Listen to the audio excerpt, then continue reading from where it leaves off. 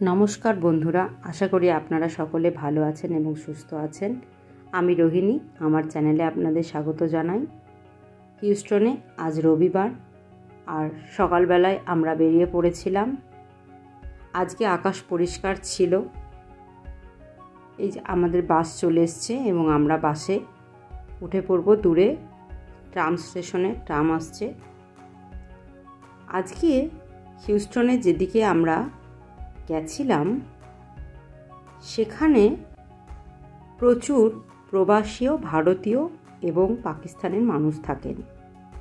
তখন সকাল এবং আমরা ওখানে শিব শক্তি মন্দির বলে একটি মন্দির রয়েছে, সেই মন্দিরে গেছিলাম। এটি মন্দিরের ঢোকার যে গেট, সেটার উপরে শিব শক্তি মন্দির লেখা আছে। এখানে গিয়ে দেখলাম, আজকে অনেক দিন পর এখানে কলা গাছ দেখলাম। যদিও হয়তো অন্যান্য অঞ্চলে আছে, আমি যেখানে থাকি সেখানে কলা গাছ দেখতে পাইনি। এবং এখানে ঢুকেই এখানকার যে পরিবেশ, সেটা অনেকটা ভারতবর্ষের একটা ছোঁয়া রয়েছে। টুনি বাল্বের সাহায্যে মন্দিরটা সাজানো আছে, যদিও সেগুলো সকালবেলা এখন জ্বলছিল না। আমরা আস্তে আস্তে মন্দিরের দিকে এগিয়ে গেলাম। তখন অনেক মানুষ কিন্তু ওখানে অলরেডি পৌঁছে গেছিলেন। গাড়ির পার্কিং লট দেখে সেটা বোঝা যাচ্ছে। এবং প্রথমে ঢুকেই যেটা হলো, ওখানে যে কোনো মন্দিরে এখানে জুতো রাখার র্যাক করা থাকে, সেই রুমে আমরা জুতো খুলে তারপরে মন্দিরে প্রবেশ করলাম। মন্দিরটি সুন্দরভাবে সাজানো। এখানে বিশেষ অনুষ্ঠানের জন্য একপাশে চেয়ার পাতা ছিল এবং আজকেও এখানে একটি বিশেষ অনুষ্ঠান হচ্ছিল।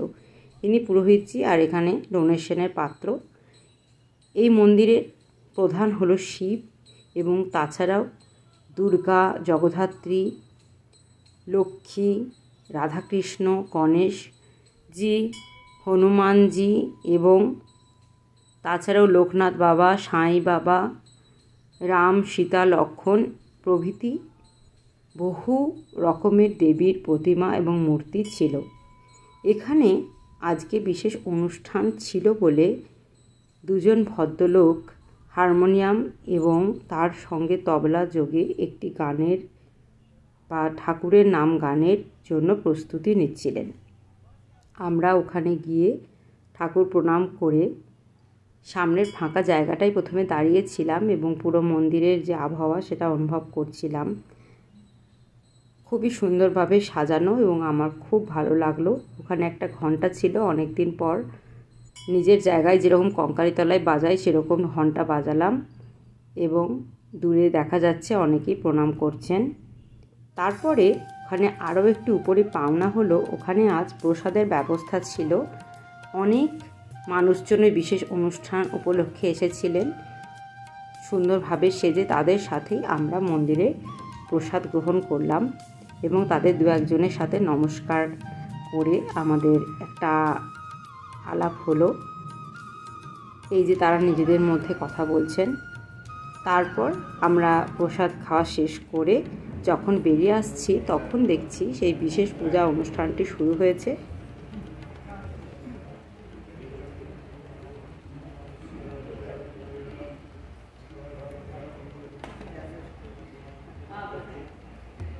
একটি বাচ্চার মঙ্গলার্থে পরিবার এবং সমস্ত প্রিয়জনেরা সেখানে মিলিত হয়েছেন।